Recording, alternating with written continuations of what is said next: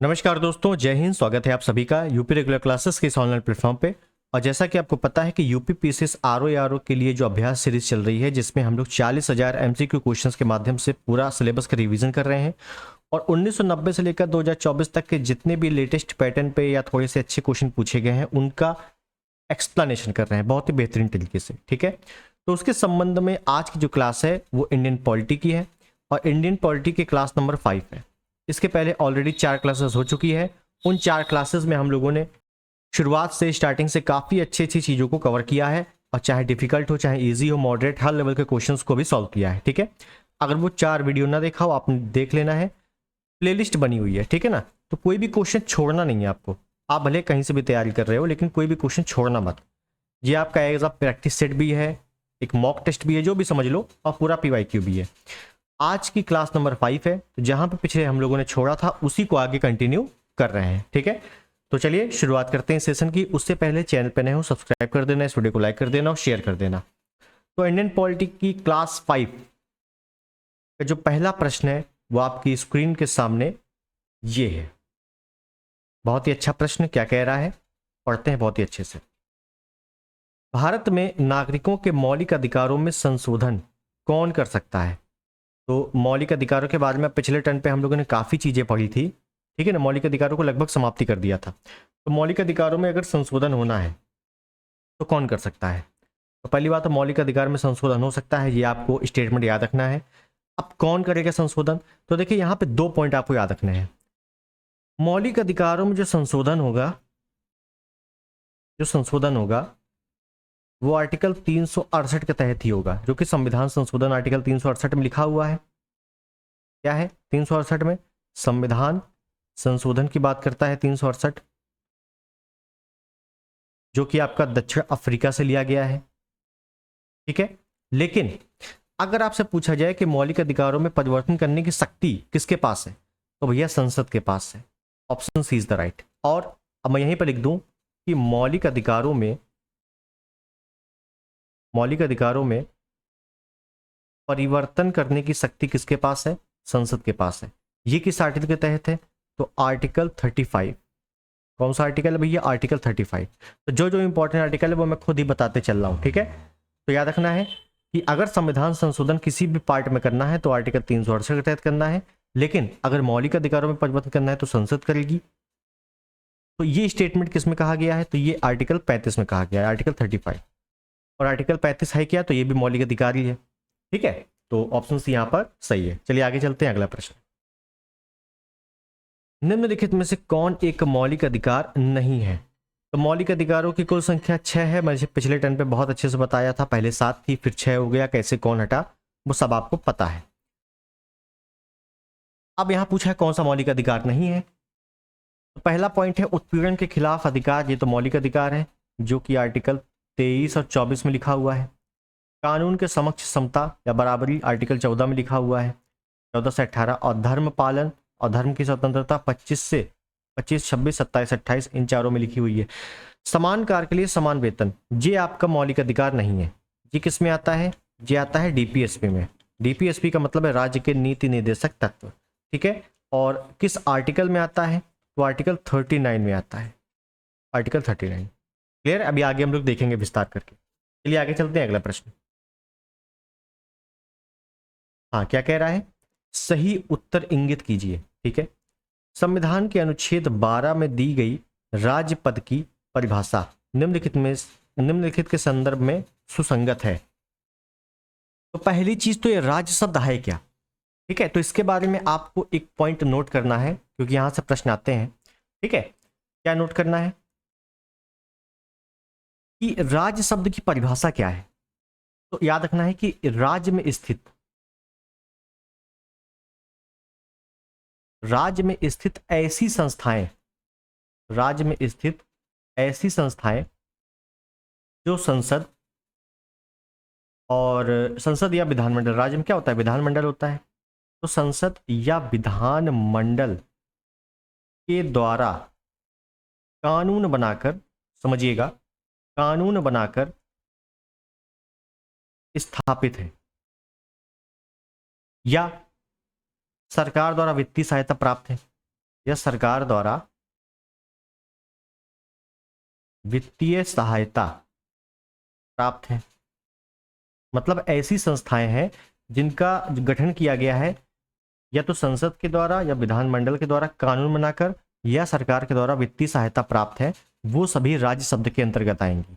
वो सभी किसमें आएगी? राज्य शब्द के अंतर्गत आएंगी। जैसे एलआईसी, एलआईसी के बारे में कहोगे तो ये राज्य शब्द के अंतर्गत है।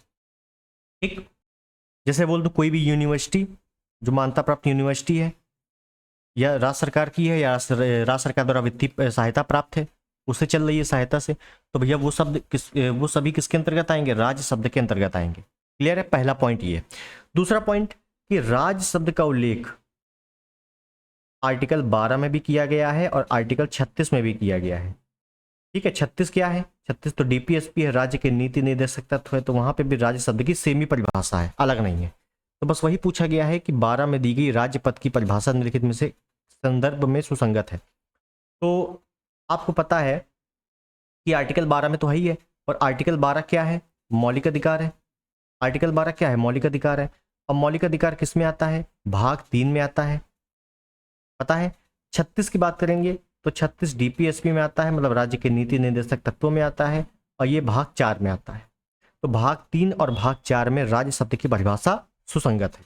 Option B is the right. ठीक है, पहली बार देखने में ये क्वेश्चन समझ में नहीं आता है, लेकिन जब आप थोड़ा सा डिटेलिंग देखोगे तो आपको क्वेश्चन बहुत ही अच्छा लगेगा और बहुत ही ईजी लगेगा। क्लियर है? तो मेरी बात समझ गया होगा। क्लियर? चलिए, हालांकि डीपीएसपी जब पढ़ेंगे तो फिर राज्य के बारे में एक बार देख लेंगे, तो रिवीजन हो जाएगा। चलिए आगे देखें। मूल अधिकारों के प्रयोजन के लिए शब्द राज्य में सम्मिलित नहीं है।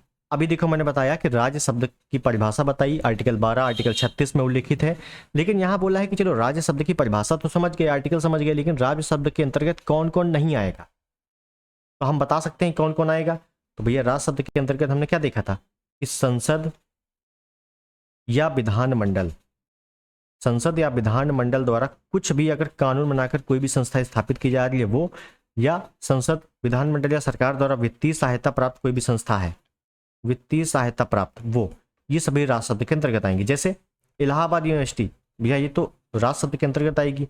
भारतीय जीवन बीमा निगम, जैसे एलआईसी मैंने बताई थी, आ गया।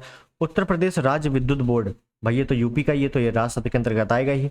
Institute of constitutional and parliamentary studies, नहीं, ये राज्य शब्द के अंतर्गत नहीं आएगा। क्यों? क्योंकि ये एक प्राइवेट संस्था है, ना तो इसको सहायता प्राप्त हो रही है वित्तीय सरकार की तरफ से, और ना तो इसको संसद विधानमंडल द्वारा कानून बनाकर स्थापित किया गया है, तो ये राज्य शब्द के अंतर्गत नहीं है। Option D is the right. Question आप समझ रहे हो कैसे पूछे जाने हैं?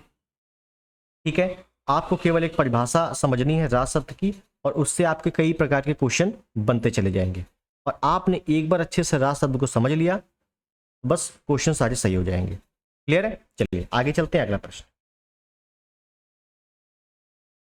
हाँ, अगला प्रश्न क्या कह रहा है? और ये शिक्षण संस्थानों में, शिक्षण संस्थानों में अनुसूचित जातियों और अनुसूचित जनजातियों के पक्ष में स्थानों का आरक्षण शासित होता है। देखिए, बहुत ही अच्छा क्वेश्चन है, और अभी तक आपने जो 4 क्लासेस में ली है तो थोड़ा थोड़ा आपको यहां से समझ में आने लगेगा। मैंने आपको जो मौलिक अधिकार बताया था उसमें बताया था एक तो 15 और एक 16 आर्टिकल। मैंने बताया था 15 आर्टिकल में शिक्षण संस्थानों की बात कर रहा है, समानता की बात, और आर्टिकल 16 में लोक नियोजन या सरकारी नौकरी की बात कर रहा है, समानता में। यहां बोला गया है अनुसूचित जाति और अनुसूचित जनजाति, मतलब एससी और एसटी के पक्ष में संस्थानों में, या सॉरी स्थानों का आरक्षण किसमें? खासकर शिक्षण संस्थानों में। हमने बताया शिक्षण संस्थानों का मतलब है 15, तो आर्टिकल 15 एक दिया हुआ है, 15(4) ऑप्शन ए, 15 एक ही में दिया है, तो आप ऑप्शन ए करके आगे बढ़ जाओगे। लेकिन अगर यहाँ थोड़ा सा और डिटेलिंग पूछ लेगा तब घबरा जाओगे। ठीक है, तो उसके बारे में थोड़ी सी चीजें हम लोग देख लेते हैं, बहुत ही अच्छे से एक बार में समझ में आ जाएगा। जैसे समता का अधिकार या समानता का अधिकार, समानता का अधिकार इसमें है, आर्टिकल 14 से 18 में है। इसी में आर्टिकल 15 अपने को देखना है। आर्टिकल 15 एक क्या कह रहा है कि राज्य किसी भी व्यक्ति के साथ धर्म, जाति, लिंग, मूल वंश, जन्म स्थान के आधार पर भेदभाव नहीं करेगी, इन आधारों पर भेदभाव नहीं करेगा। ये किसमें बोला गया है? आर्टिकल 15(1) में बोला गया है। वहीं अगर आर्टिकल 15(2) में चले तो क्या बोला गया है कि भैया जो सार्वजनिक संस्थान है वो सभी के लिए समान रूप से उपयोगी है। जो सार्वजनिक है, पब्लिक प्रॉपर्टी है, सार्वजनिक संस्थान, ये सभी के लिए समान रूप से उपयोगी है, सभी के लिए है। जैसे सभी के लिए क्या? जैसे अगर बोल दूं खेल कूद का मैदान है, खेल का मैदान, भैया यहाँ पे कोई भी जा सकता है, तो ऐसा तो नहीं विशेष व्यक्ति जाता है। जैसे बोल दूं तालाब है, तो तालाब है तो भैया ये सरकारी प्रॉपर्टी है, कोई भी इसमें मतलब सबके लिए समान रूप से उपयोगी है। ये ऐसा तो है नहीं कोई जाएगा कोई नहीं जाएगा। क्लियर है? बस इसी मामले में आर्टिकल 15(3) आता है एक, और इसमें क्या बोला गया है? भैया राज्य जो है वो महिलाओं और बच्चों के लिए विशेष प्रावधान कर सकता है। क्या कर सकता है? विशेष प्रावधान। ये 3 तो आपको पढ़ने ही पढ़ने हैं। जो मेन पॉइंट आता है वो आता है यहां 15(4) और 15(5). अब समझिएगा यहां पे डिफरेंस क्या है 15(4) और 15(5). 15(4) पहले तो फर्स्ट संविधान संशोधन 1951 में जोड़ा गया था, प्लस बना दे रहा हूं, ठीक है। और इसमें क्या बोला गया कि राज्य SC ST और पिछड़ा वर्ग, राज्य क्या है? SC ST और पिछड़ा वर्ग को शिक्षण संस्थानों में क्या देगी? आरक्षण देगी। इसमें बोल दिया गया, समझिएगा अच्छे से। आर्टिकल 15(4) में क्या बोला गया कि प्रथम संविधान संशोधन 1951 द्वारा जोड़ा गया है और SC ST पिछड़ा वर्गों को शिक्षण संस्थानों में आरक्षण देंगे, ठीक है। उसके बाद 15(5) जोड़ा गया। ये कब जोड़ा गया? 93वां संविधान संशोधन 2005 में ये जोड़ा गया। और इसमें क्या बोला गया? सेम SC ST OBC को शिक्षण संस्थानों में क्या देंगे? आरक्षण, ठीक है। अब बोलोगे दोनों में डिफरेंस क्या है? तो दोनों में डिफरेंस इतना है कि भैया जब 15(4) आया मतलब 1951, तो उस समय बहुत ज़्यादा, क्योंकि भारत ताज़ा ताज़ा आज़ाद हुआ था, तो बहुत ज़्यादा हाई फाई तकनीक नहीं थी, हाई फाई शिक्षण संस्थान नहीं थे। तो ये जो शिक्षण संस्थान है ये सामान्य शिक्षण संस्थान है। इस सामान्य शिक्षण संस्थानों में हम आरक्षण देंगे। और ये जो शिक्षण संस्थान है ये उच्च व तकनीकी शिक्षण संस्थान है। हायर स्टडीज में जो आरक्षण मिलना शुरू हुआ वो 2005 से शुरू हुआ। क्लियर? मेरी बात समझ गए अच्छे से कि 15(4) और 15(5) इंपॉर्टेंट क्यों है? भैया ये जो शिक्षण संस्थान है ये सामान्य है, और ये शिक्षण संस्थान है क्योंकि डेवलप हो गया, बहुत ज़्यादा भारत आगे बढ़ गया था, तो 2005 में हायर स्टडीज़ के लिए भी आरक्षण चाहिए, तो उच्च व तकनीकी शिक्षण संस्थानों में आरक्षण 2005 से मिलना शुरू हुआ। और ये दोनों का आधार क्या माना गया? सामाजिक और शैक्षिक पिछड़ापन, ठीक है। और फिर इसी में मतलब ओरली ऐसे बोल देता हूँ कि 15(6) आया। 15(6) में क्या था? 15(6) में आपका EWS 103वां संविधान संशोधन 2019 में, पता ही है, EWS को भी शिक्षण संस्थानों में फिर आरक्षण दिया गया, ठीक है। तो वो बात का है। तो इतनी चीजें आपको समझ में आ गई होंगी क्या चीजें हैं यहाँ पर। क्लियर है? चलिए आगे चलते हैं अगला प्रश्न। तो यहाँ पे आपको ये प्रश्न समझ में आ गया 15(4) कैसे हुआ है। चलिए अगला है, एक भारतीय नागरिक द्वारा वैयक्तिक स्वतंत्रता मुख्य रूप से किस याचिका के माध्यम से सुनिश्चित की जा सकती है? तो इसमें आप देखोगे सभी रिटें दी हुई है, बंदी, प्रत्यक्षीकरण, परमादेश, उत्प्रेषण, अधिकार परीक्षा और प्रतिषेध। 5 प्रकार के रिट जो सुप्रीम कोर्ट जारी करता है, 6 प्रकार के रिट जो हाई कोर्ट जारी करता है। अब दोनों रिटें किस आर्टिकल के तहत? जो हाई कोर्ट है वो आर्टिकल 226 के तहत और सुप्रीम कोर्ट है वो आर्टिकल 32 के तहत दोनों रिटें जारी कर सकते हैं, दोनों के पास अधिकार है, ठीक है। अब मैंने पिछले टर्न पे आपको जितने भी रिटें हैं उनके लैटिन नेम में बताए थे, क्योंकि लैटिन नेम से भी क्वेश्चन आते हैं, लेकिन मैंने विस्तार नहीं बताया था, ठीक है। लैटिन नेम बताया था, विस्तार नहीं बताया था। तो आज हम लोग विस्तार देख लेते हैं। आपको इतना पता है कि रिट कौन कौन सी होती है, ठीक है। अब देखते हैं पहली रिट क्या है? बंदी प्रत्यक्षीकरण। समझना, अगर आपने रिटें आज तक नहीं पढ़ी हैं तो आपको समझ में आ जाएगा। बंदी प्रत्यक्षीकरण, इसका जो लैटिन नेम है वो क्या है? Habeas corpus. आप जहां भी हैवियस कार्पस लिख के आ जाए समझ लेना बंदी प्रत्यक्षीकरण की बात हो रही है। इसमें क्या बोला गया? किसी भी व्यक्ति, मैं सीधे परिभाषा पे आता हूं, किसी भी व्यक्ति को, किसी भी व्यक्ति को अगर अवैध रूप से बंदी बनाया गया है, क्या किसी भी व्यक्ति को अगर अवैध रूप से बंदी बनाया गया, बंदी बनाया गया है, तो इसको छुड़ाने के लिए, तो छुड़ाने के लिए ये रिट दायर की जाती है। क्लियर है? बंदी को सशरीर न्यायालय में पेश करना, ऐसे समझ लो। मतलब किसी व्यक्ति को अवैध रूप से बंदी बना लिया गया तो उसको छुड़ाना है तो कौन सी रिट जारी करेंगे? बंदी प्रत्यक्षीकरण। उसके बाद जो दूसरी रिट है वो है परमादेश। परमादेश, परमादेश को बोलते हैं मैंडिमस। क्या बोलते हैं? मैंडिमस, लैटिन नेम। ठीक। अब इसमें क्या है? परमादेश का मतलब है परम आदेश, हम आपको आदेश देते हैं। जब कोई अधिकारी है या कोई संस्था है अगर अपना काम सही से ना कर रहा हो तो उसको सही रास्ते पर लाने के लिए रिट जारी की जाती है। मतलब मैं डायरेक्टली लिख देता हूं कि जब कोई अधिकारी या संस्था अपना कर्तव्य, कर्तव्य का पालन ना कर रहा हो, है ना, कर्तव्य का पालन ना कर रहा हो तब ये रिट जारी की जाती है उसको लाइन में लाने के लिए।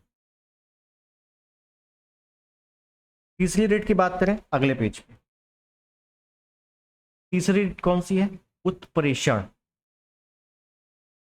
उत्प्रेषण का मतलब है, सॉरी, इसका जो लैटिन नेम है सर्श्योरी। क्या बोलते हैं? सर्श्योरी। इसका मतलब क्या है? उत्प्रेषण मतलब प्रेषित करना या ऊपर भेजना। मतलब कोई भी अगर अधीनस्थ न्यायालय है, निचला न्यायालय है, ऊपर वाला किसी भी मामले को अपने पास मंगवाने या उससे कोई भी सूचना लेने के लिए रिट जारी कर सकता है।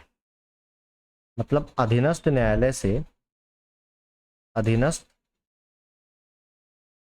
न्यायालय से उच्च न्यायालय, उच्च न्यायालय मंगवा सकता है, कुछ भी मंगवा सकता है।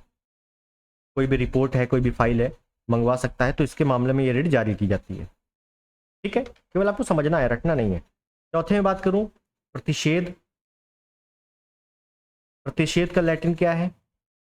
प्रोहिबिशन। प्रोहिबिशन इसी टाइप का लिख के आता है, प्रोहिबिशन। ठीक है, इसका मतलब क्या है? प्रतिषेध। निषेध सुना होगा हिंदी में, नकारात्मक। प्रतिषेध मतलब होता है रोकना।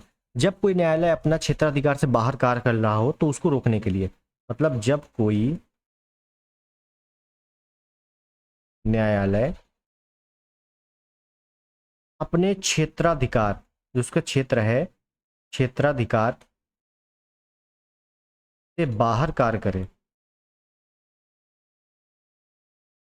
तो रोकने के लिए ये रिट जारी की जाती है। ठीक है ना, इतना समझ में आ गया। पांचवी रिट क्या है? अधिकार परीक्षा। अधिकार परीक्षा, इसका मतलब क्या है? इसका मतलब इसमें तो खुद सुना होगा, को वारंट। ये को वारंट काफी सुना होगा, है ना। तो को वारंट क्या है? जब कोई व्यक्ति ऐसे पद को धारण कर ले, मतलब कहने का कि अगर कोई व्यक्ति ऐसे पद पे आ जाए, ऐसे पद को धारण कर ले जो उसके योग्य है ही नहीं, तो उसको हटाने के लिए जारी की जाती है। मतलब ऐसे लिख देता हूं मैं, कोई व्यक्ति किसी पद को धारण करे लेकिन ये व्यक्ति है कौन? अयोग्य, तो इसको हटाने के लिए, इस व्यक्ति को हटाने के लिए ये रिट जारी की जाती है। क्लियर है? और एक अंतिम रिट है जो कि 6वें नंबर की है और केवल हाई कोर्ट जारी करता है, इंजंक्शन। मैंने बताया था पिछले टर्न पे। इसका मतलब क्या होता है? इसका मतलब यही है, इसको नोट नहीं करना है, इतना समझ लेना है कि व्यक्ति को अगर अंतरिम राहत देनी हो तो ये हाई कोर्ट जारी करता है, केवल हाई कोर्ट। क्लियर है? बस इतने प्रकार की रिटें हैं। अब आपको समझ में आ गया होगा। इसके जो लैटिन नेम है ये भी आपको याद करने हैं और पूरा आपको याद करना ही करना है। क्वेश्चन पे आते हैं। एक भारतीय नागरिक द्वारा वैयक्तिक स्वतंत्रता मुख्य रूप से किस याचिका के माध्यम से सुनिश्चित की जाएगी? अगर हमें स्वतंत्रता देनी है व्यक्ति को अवैध बंदी बनाया है तो उसको छुड़ाना है, स्वतंत्रता देनी है, तो कैसे देंगे? बंदी प्रत्यक्षीकरण से ना। बस ऑप्शन इज द राइट। ये बात समझ में आ गई? आप 3-4 बार जब पढ़ोगे इसको अच्छे से और 2-4 क्वेश्चन और देखोगे तो आपको पूरा क्लियर हो जाएगा। चलिए आगे चलते हैं, अगला प्रश्न। किस न्यायालय या न्यायालयों में मौलिक अधिकारों के उल्लंघन को चुनौती दी जा सकती है? सिंपल क्वेश्चन है। अगर मौलिक अधिकारों का हनन हो रहा है तो हम कहां जा सकते हैं? हम सुप्रीम कोर्ट भी जा सकते हैं, हाई कोर्ट भी जा सकते हैं, article 32, article 226। Option C is the right. Next, लोक पद के अनुचित ग्रहस्या का सुधार निम्न में से किस रिट या याचिका द्वारा किया जा सकता है? अब मैंने आपको सभी रिटें बता दी है, अब आप खुद ही समझो। लोक पदों में सभी को समान अवसर मिलेगा, आर्टिकल 16। लोक नियोजन मतलब सरकारी नौकरी या कोई ऐसा पद हो, अच्छा उच्च पद हो, अगर उस पर कोई अनुचित तरीके से ग्रहण कर ले वो पद, मतलब तो उसको हटाने के लिए कौन सी रिट जारी करेंगे? अभी मैंने बताया था, एक मिनट देख लेते हैं। देखो, मैंने बताया था कोई व्यक्ति किसी पद को धारण कर लेता है लेकिन वो व्यक्ति अयोग्य है उसके लिए, तो उसको हटाने के लिए क्या? वो वारंट या अधिकार परीक्षा बताया था। तो बस अगर लोक पद या सरकारी पद कोई धारण कर लेता है तो उसको हटाने के लिए अधिकार परीक्षा या को वारंट। Option C is the right. Simple हो गया। चलिए आगे चलते हैं। वह कौन सा मूल अधिकार है जो संविधान के 352 अनुच्छेद के अंतर्गत उद्घोषित आपात में भी स्थगित नहीं किया जा सकता?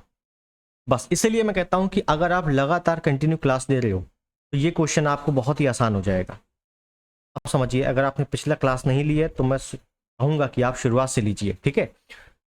तो 352 में क्या है? आपात है, और आपात लगेगा तो मौलिक अधिकार क्या होंगे? उनको कैंसिल किया जाएगा, मौलिक अधिकारों को। ये आपको पता है। अब मैंने पिछले टर्न पे आपको बताया था, क्या बताया था? आर्टिकल 358 और आर्टिकल 359, ये दो आर्टिकल बताए थे। क्या थे आर्टिकल? 359 में था कि अगर मौलिक अधिकारों को हटाना है तो 20-21 को छोड़कर सभी रद्द हो जाएंगे। हमने बताया था अगर सशस्त्र विद्रोह से आपातकाल लगा है तब 19, 20, 21 को छोड़कर बाकी सब रद्द हो जाएंगे।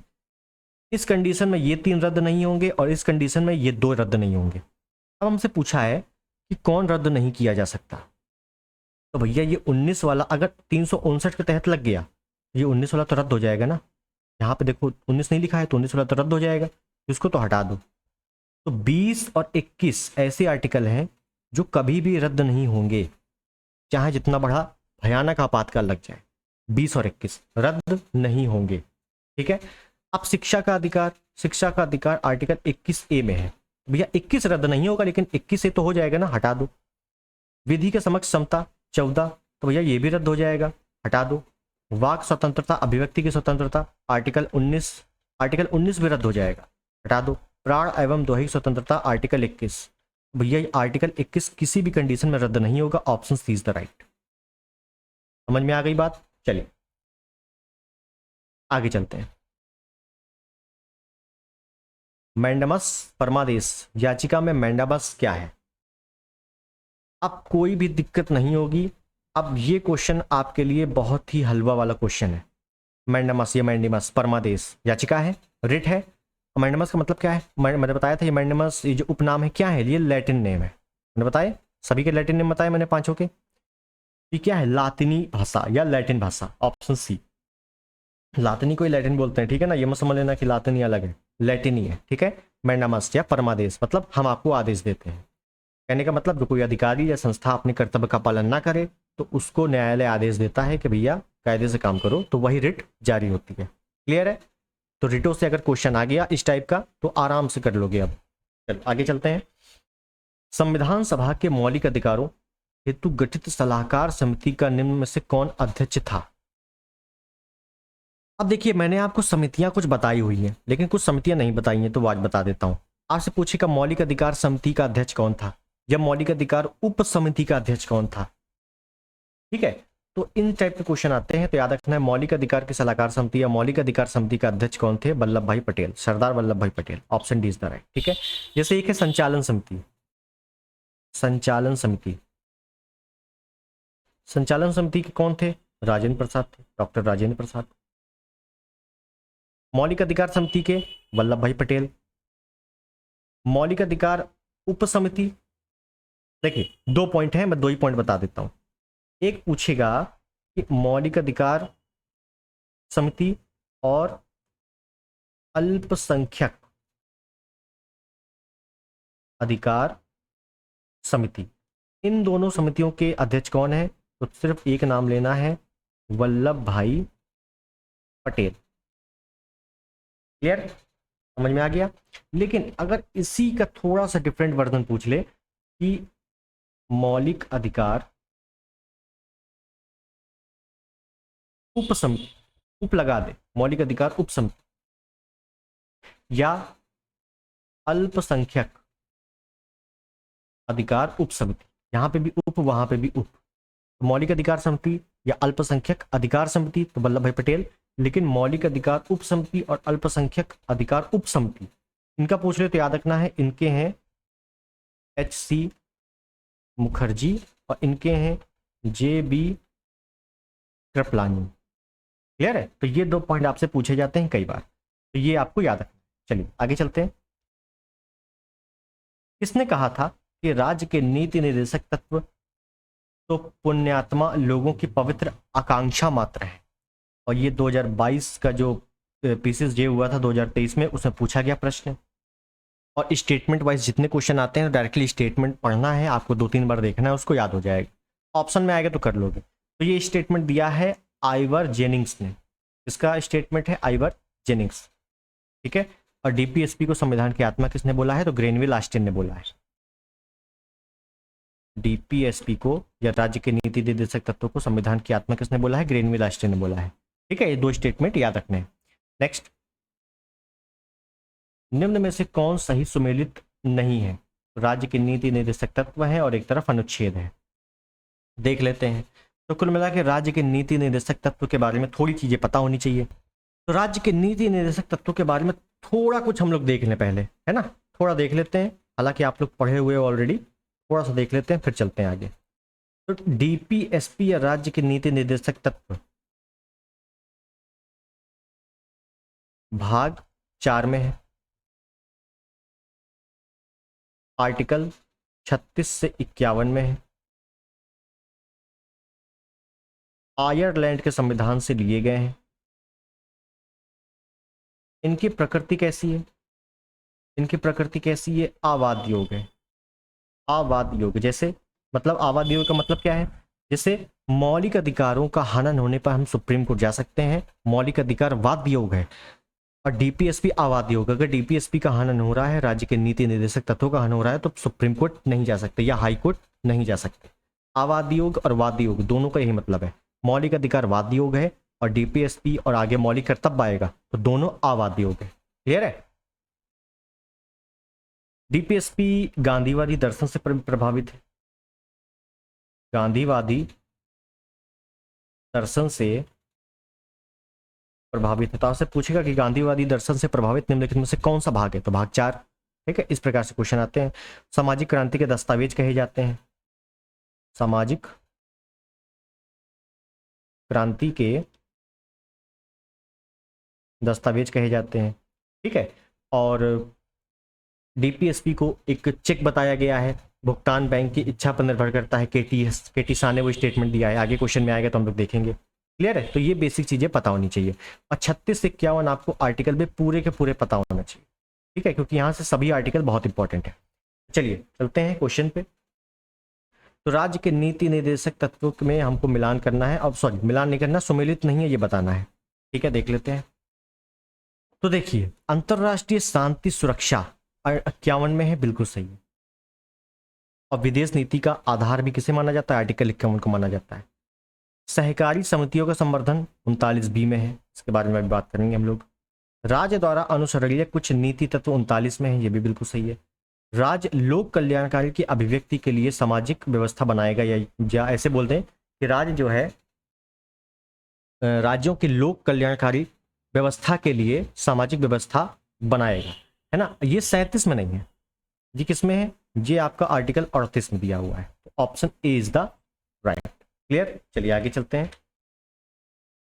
भारत के संविधान के किस भाग में राज्य के नीति निर्देशक तत्वों का वर्णन किया गया है? तो भाग 4 में है। कहाँ पे लिखा है भाग 4? भाग 4 ये है, option C is the right. ये 6 लिखा है, ठीक है, कन्फ्यूजन मत होना। नेक्स्ट, निम्नलिखित में से भारत के संविधान के किस अनुच्छेद में पर्यावरण संरक्षण एवं संवर्धन तथा वन व वन्य जीव की रक्षा के प्रावधान पाए जाते हैं? तो देखिए, आर्टिकल एक है 48A। अब 48A है, इसका मतलब बाद में जोड़ा गया है। कब जोड़ा गया है? 42वां संविधान संशोधन 1976 के तहत जोड़ा गया है। और इसी में क्या बोला गया है कि राज्य वन, वन्य जीव और पर्यावरण की रक्षा करेगा, पर्यावरण की रक्षा करेगा, ठीक है। तो ये आर्टिकल 48A कहाँ पे है? ये डीपीएसपी में है, राज्य के नीति निर्देशक तत्वों में है। और मूल कर्तव्यों की बात करेंगे तो वर्तमान में 11 मूल कर्तव्य हैं, और इसमें भी पर्यावरण वन्य जीव की रक्षा के बारे में बताया गया है कि पर्यावरण की रक्षा, वन्य जीव, वनों की रक्षा करना मौलिक कर्तव्य भी है। तो ए और बी दोनों में ये बताया गया है। Option C is the right. Clear? चलिए नेक्स्ट, राज्य के नीति निर्देशक तत्व सहज अध्ययन के लिए निम्न में से कौन से भागों में विभाजित किए जा सकते हैं? और मैंने अभी आपको बताया डीपीएसपी में जब एक्सप्लेनेशन कर रहा था तो मैंने बताया है कि गांधीवादी दर्शन से प्रभावित हैं, समाजवादी या सामाजिक क्रांति के दस्तावेज माने जाते हैं, उदार भौतिकतावादी भी है। तो उपयुक्त तो सभी, option D is the right. ठीक है, सिंपल है, 2 मिल गया तो तीसरा मिल ही जाएगा, ऑप्शन। नेक्स्ट, निम्नलिखित में से कौन एक राज्य के नीति निर्देशक सिद्धांतों का उद्देश्य नहीं है या डीपीएसपी में नहीं लिखा हुआ है? ओवरऑल इतनी सी बात। देखिए, एक कल्याणकारी राज्य की स्थापना करना है, बिल्कुल सही है। सामाजिक आर्थिक न्याय को सुनिश्चित करना, सामाजिक आर्थिक राजनीतिक 3 प्रकार की न्याय की बात की गई है, मैंने बताया था, ये बिल्कुल सही है। एक धर्मनिरपेक्ष राज्य की स्थापना कर, बिल्कुल सही है, मतलब राज्य का कोई भी धर्म नहीं है। एक धार्मिक राज्य की स्थापना, बिल्कुल नहीं, धार्मिक राज्य की स्थापना करना ये संविधान में कहीं भी लिखा हुआ नहीं है। Option C is the right. Clear? Next, समान कार्य के लिए समान वेतन भारत के संविधान में सुनिश्चित किया गया है। एक, अब देखिए ये वाला आर्टिकल भी काफी इंपॉर्टेंट है जो इसमें बताया गया है। जैसे समान वेतन, समान कार्य के लिए समान वेतन किस में है? तो पहली बात तो ये डीपीएसपी में है, और डीपीएसपी में भी किस में है? आर्टिकल 39D में है, ठीक है। अब मैं ओरल बोल रहा हूँ, लिखना हो तो लिख सकते हो। क्या बोला गया है? आर्टिकल 39A में, 39A में बोला गया है कि राज्य क्या करेगा? महिलाओं पुरुषों को रोजगार के समान अवसर देगा। मतलब ऐसा नहीं करेगा कि महिला है तो उसको रोजगार के कम अवसर दे, पुरुष है तो उसको रोजगार के ज्यादा अवसर दे, रोजगार के समान अवसर देगा। 39B में क्या बोला गया है कि राज्य भौतिक संसाधन जो है उसका अगर आवंटन किया, उसका अगर बंटवारा करेगा तो ऐसे करेगा कि अधिक से अधिक लोगों का कल्याण हो सके, ठीक है, अधिक से अधिक लोगों का कल्याण हो सके। ये बात किसमें बोली गई है? 39B में बोली गई है। सी में अगर बात करें, राज्य आर्थिक संसाधनों का केंद्रीकरण रोकेगा। डी में महिलाओं पुरुषों समान कार्य के लिए समान वेतन देगा महिलाओं पुरुषों को, जो कि हम लोगों ने अभी देखा 39D, समान कार्य के लिए समान वेतन देगा महिलाओं पुरुषों को। उसके बाद ई, डी हो गया। ई क्या है? ई में क्या बोला गया है 39 के ई में? राज्य क्या करेगा? महिलाओं पुरुषों को ऐसा कोई काम नहीं देगा जो उनके स्वास्थ्य पर प्रभाव पड़े, स्वास्थ्य के लिए हानिकारक। क्लियर?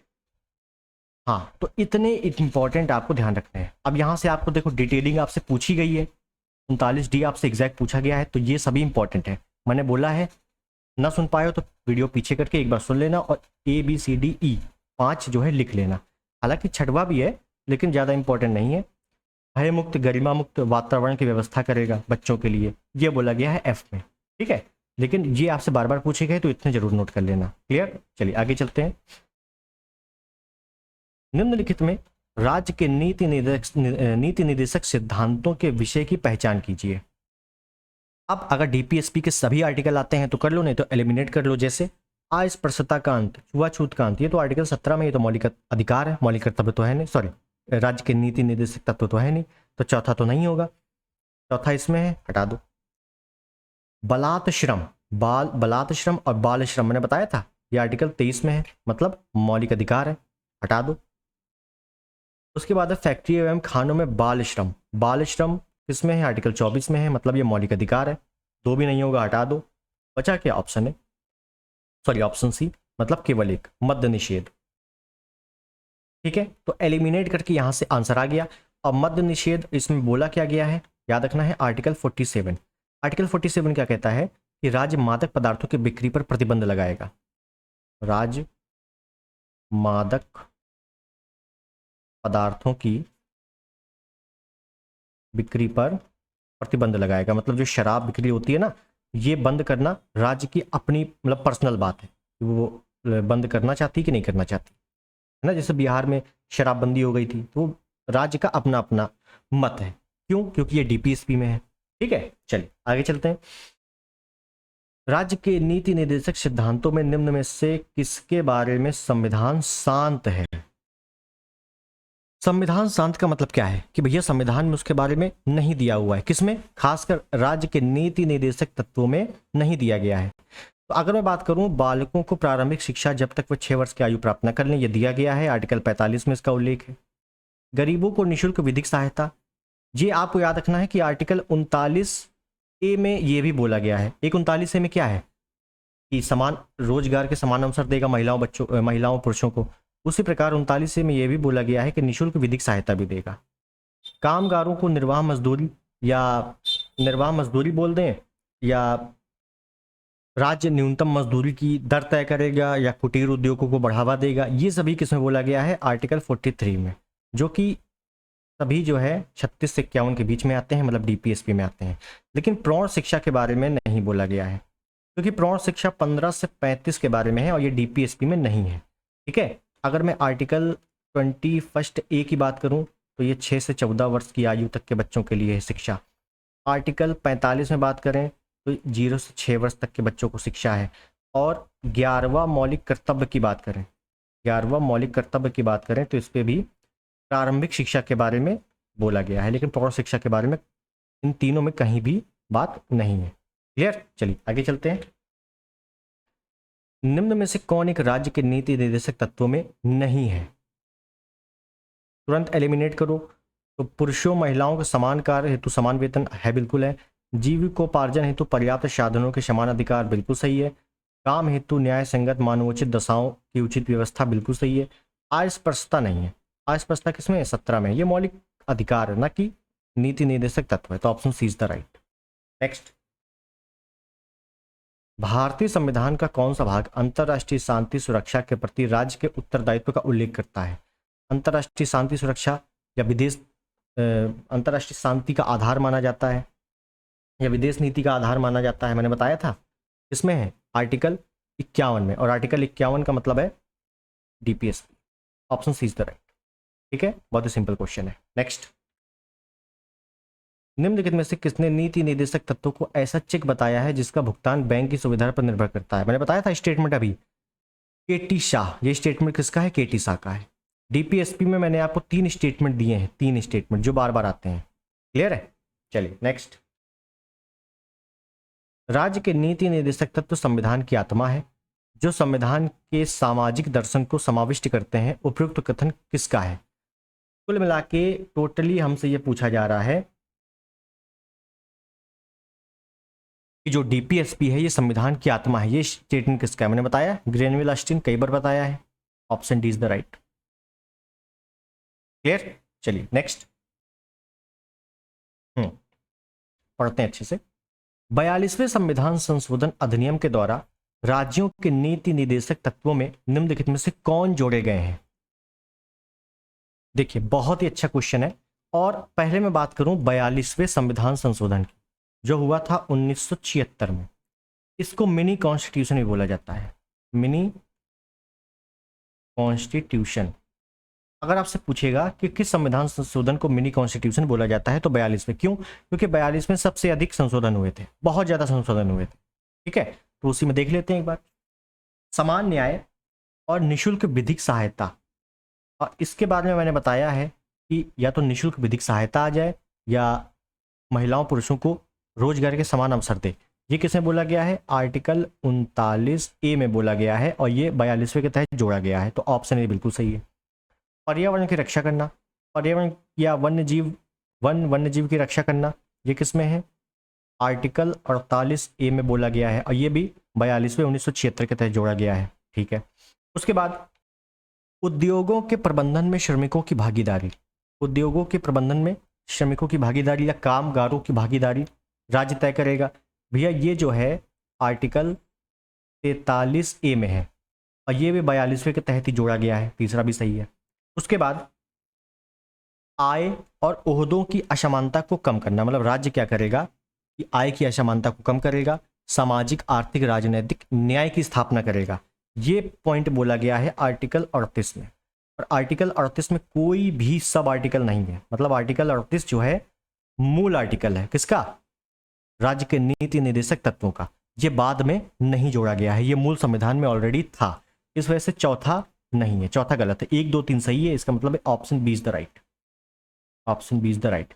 आप देख रहे हो कितना डिटेलिंग से क्वेश्चन पूछा गया है, इसी वजह से डीपीएसपी के एक एक पॉइंट एक एक सब आर्टिकल भी याद होने चाहिए। ठीक है, तो आर्टिकल 39A में क्या क्या है, 48A में क्या, 39 के तो ABCDEF सब बता दिया मैंने। ठीक है, 43 में क्या क्या है, 43 में भी काफ़ी चीज़ें हैं तो उसको मैं बताऊंगा, टेंशन नहीं लेना, अभी ख़त्म नहीं हुआ है, काफ़ी चीज़ें बची हैं अभी। ठीक, तो ये आपको समझ में आ गया होगा, क्लियर है। तो हमारे सभी क्वेश्चन जो हैं यहाँ पर होते हैं समाप्त। ठीक है, क्या हो गए, यहाँ पे होता है एंड। तो हम लोगों ने आज पॉलिटी देखा, पॉलिटी की क्लास नंबर 5 थी। ठीक है, बहुत ही अच्छे क्वेश्चन देखे हम लोगों ने। और एक चीज़ मैं बता दूं, अगर आप लोग पॉलिटी पढ़ रहे हो तो ज़रूर आप लोग अपने नोट से पढ़ो या बुक से पढ़ो, जो भी करना है करो, लेकिन जो प्रैक्टिस हो रही है ये या PYQ का एक्सप्लेनेशन हो रहा है इसको जरूर देखना। इसको देखने से क्या होगा कि आपको पता लगेगा कि हाँ हमें क्वेश्चंस सॉल्व कैसे करना है, सॉल्व करने का तरीका कैसे है। ठीक है, एलिमिनेट मेथड कहाँ लगाना है या डायरेक्टली कैसे करना है। ठीक है, तो ये सभी चीज़ें आपको थोड़ी बहुत पता चल जाएंगी। तो आई होप चीज़ें आपको समझ में आई होगी, समझ में आई है, चैनल पर नए हो और सब्सक्राइब नहीं किया है तो कर देना, लाइक कर देना और शेयर कर देना। मिलते हैं अगले वीडियो में, तब तक के लिए नमस्कार, जय हिंद, वंदे मातरम।